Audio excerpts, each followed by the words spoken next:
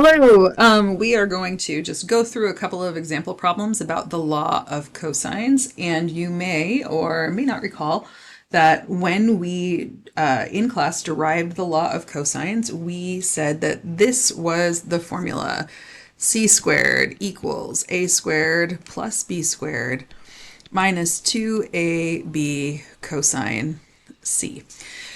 So this is just telling us, as a reminder, that this is how the sides of a triangle that is not a right triangle are related. It's kind of an extension of the Pythagorean theorem, or probably more accurately, that the Pythagorean theorem is a special case of the law of cosines. So we're just going to go through these two practice problems and show the ways that you can use the law of cosines.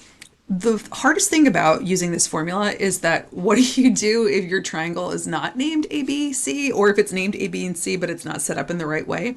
When we look at this formula, the thing about the way this formula works is that C, right, is special.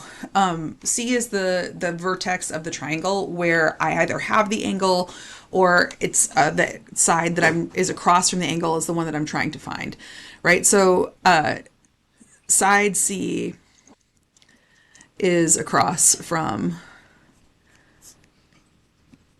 the known angle or the angle you're trying to find.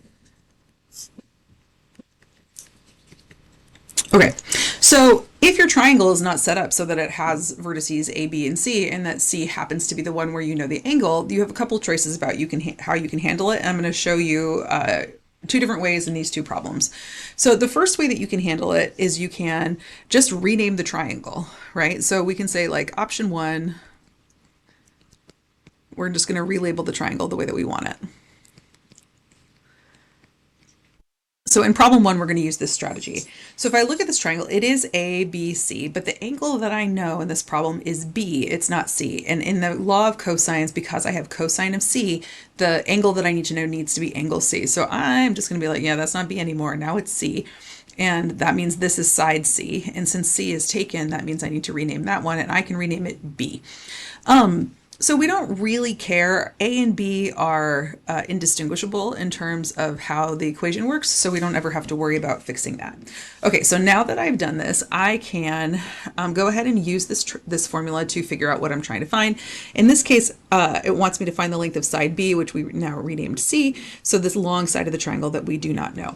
So if I set this up, right, I'm just going to say C squared, the thing that I don't know, is equal to a squared, which is 15 squared, plus b squared, which is 20 squared, minus 2 times a times b times the cosine of 124.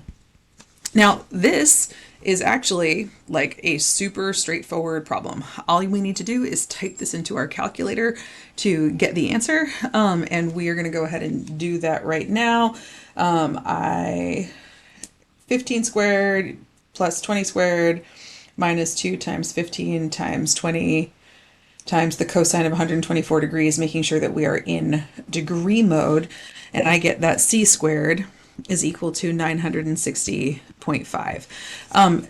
That's rounded. If I take the square root of that, I get that C is equal to 30.99, which we're going to call 31. So this side is about 31, and I can go back and relabel it B and see the way that it was originally shown, but the answer to the problem we're just going to say is 31. Okay, we're going to use the other method in problem number 2. In this problem, we have the three sides, and we're trying to figure out one of the angles, right? So we're supposed to draw a sketch and then find the measure of angle P. So I am going to go ahead and draw the triangle as described here. I'm going to draw a triangle with 3 different sides, right? Side lengths. And then once I've kind of drawn the triangle, I'll be like, all right, the longest side is going to be 8.5 centimeters. The middle side is going to be 6.3 centimeters, and the short side is going to be 4.8 centimeters. This does not need to be the most accurate triangle you've ever drawn. And then I know that P, this is side P, so this means this is angle P. 4.8 is Q, so that would be this is angle Q, and R is the other one, so that would be angle R. And what I'm trying to find is angle P.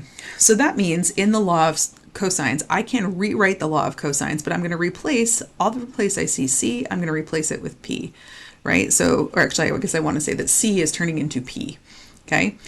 in the formula. So I'm going to go ahead and do that. So I get, actually an A and B, they're just going to, again, A and B are indistinguishable. So one of them is going to turn into Q and one of them is going to turn into R. Doesn't matter which one is which. So just rewriting the law of cosines with letters, and then we'll fill in the blank in the next line. So I have P squared equals Q squared plus R squared minus 2QR cosine P. And again, in this one, I just, every time the law of cosines that we derived has a C, I wrote a P. Every place it has an A, I wrote a Q. Every place it has a B, I wrote an R. And now this matches my triangle. I can go ahead and plug in for the things that I know and solve for the things that I don't know. So P, these are all side lengths. So I get 8.5 squared equals 4.8 squared plus 6.3 squared minus 2 times 6.3 times 4.8 times the cosine of P. So now we just need to rearrange this to figure out what the cosine of P is. I'm going to go ahead and square this, square these, move this all over to the other side in one go. So I get 8.5 squared minus 4.8 squared minus 6.3 squared, and I end up with 9.52 over here when I subtract these and put them on the other side, right? And then what's left on this side is negative 2 times 6.3 times 4.8 cosine P. Multiplying that out, negative 2 times 6.3 times 4.8, I get negative 60.48 cosine P. So I'm going to go ahead and divide, and then I would get cosine of P is 9.52 divided by negative 60.48, and that is negative 0.1574, and then I'm going to go ahead and do inverse cosine to get this. And it's okay that I do inverse cosine and not arc cosine for this particular situation because I'm in a triangle, right?